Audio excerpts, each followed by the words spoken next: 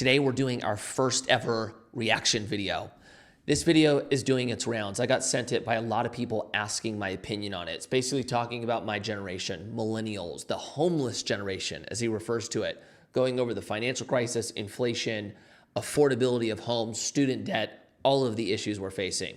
So let's get into it. Before we do, if you like this video, adds any type of value, please hit the like button. It's huge for the algorithm. If you want to be notified for videos like this in the future, hit the subscribe button. I appreciate you. Let's get into it. Housing prices just hit an all-time high, and millennials who don't own one of these now probably never will, because the market is red hot again. And it has millennials asking, who's buying all these houses? How are people paying these prices? Who has that kind of money? Well, it's not us.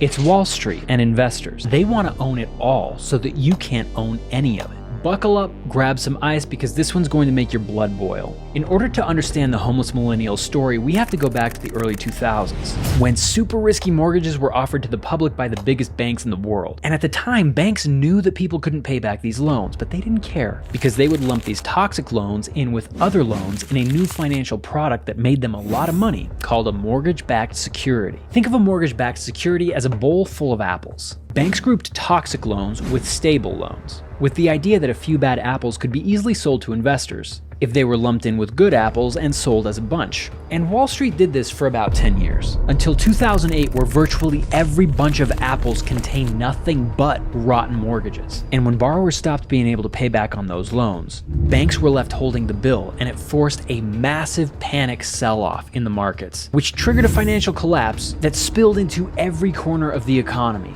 Businesses went under, people lost their jobs, people lost their homes, and Okay, so real quick, we've all seen The Big Short. There were really three, let's say, culprits, is that the way to say it? Culprits in this whole issue.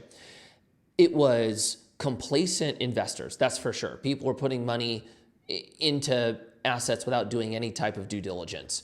It was complacent underwriters, those that were supposed to be figuring out if these investments are good or not for the investors. And then three, the credit ratings, the credit rating agencies. They were rating this product at a higher rating than they should have. You can chalk that to the ones who were issuing it were also paying the bill, so the incentive was off.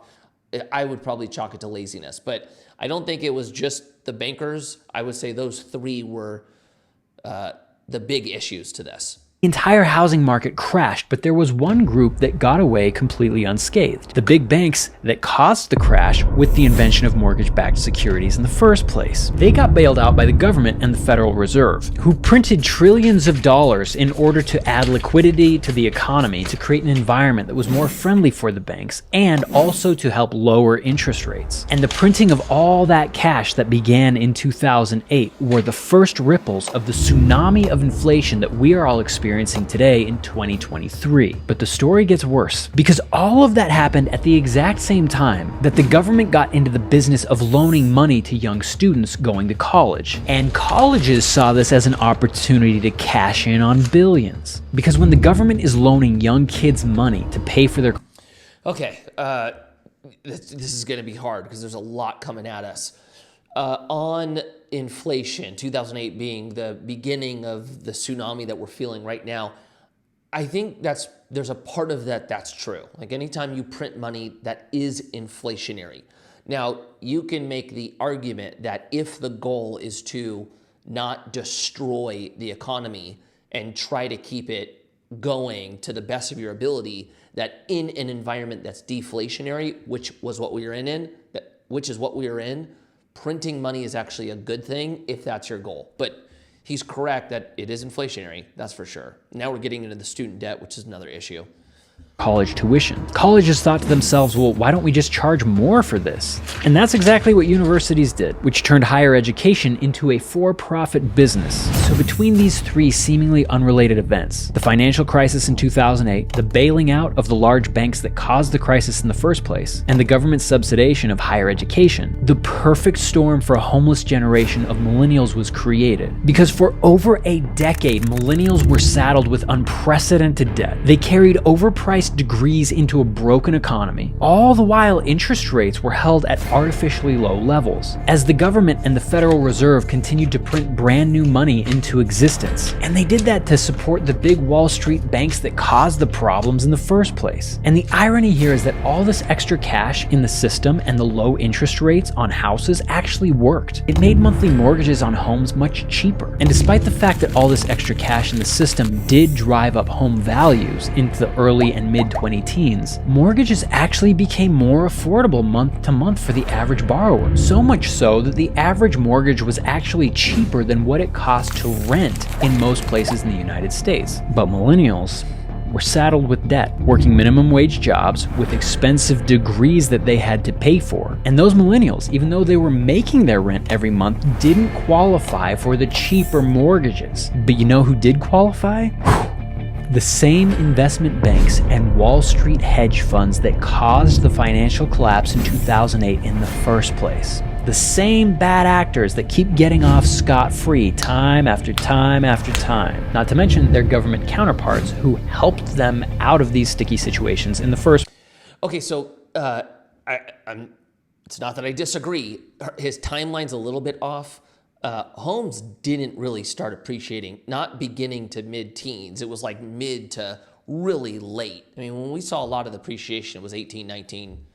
Well, it was really, when we're talking crazy appreciation, 20, 21, 22. That was crazy inflation. Leading up to that, I mean, 2012, 13, 14, 15, it was dismal. Then these hedge funds, BlackRock's buying up the single family, this happened later than that. This is an issue that we're dealing with right now, that's for sure.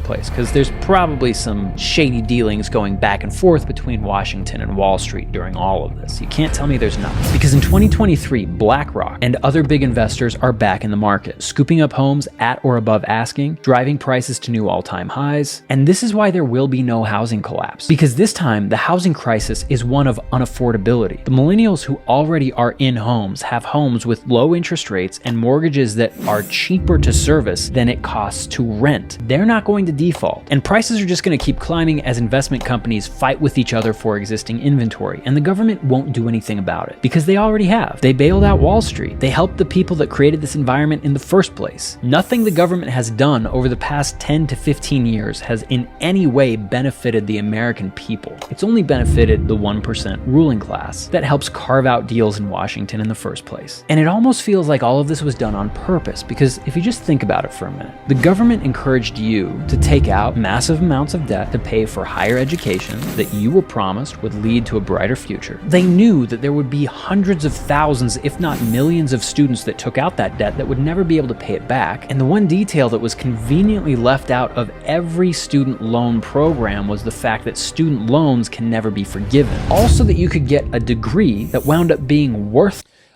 I'm just going to touch on something real quick, and I see where this is going now.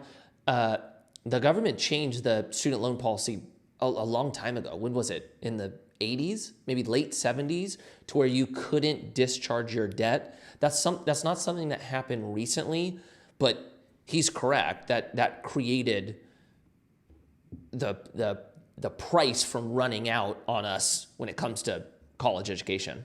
When you entered a workforce in an economy that was in ruins. And the government made all of this happen with printed money, ensuring that the money that you did manage to save wouldn't go as far as it did for your parents. Because if you want to rig a game in favor of the ruling class, the top 1%, and rig it against the masses at the bottom, that's exactly how any smart, intelligent person would do it. And we, the people on Main Street, didn't notice any of this happening because we've all been too busy arguing about the color of our skin, our pronouns, the definition of what a woman is in the first place, and whether or not killing unborn babies in the womb should be an undeniable human right. So just to clarify, no, I'm not saying that all of this was done on purpose, but I am saying if you wanted to intentionally strengthen the ruling class and weaken the masses to the point that they don't have any options left, this is exactly how you would make that happen. Just think about it. Okay, so there was a lot there. Honestly, what I started thinking towards the end, and I think this is going to be my 2 cents,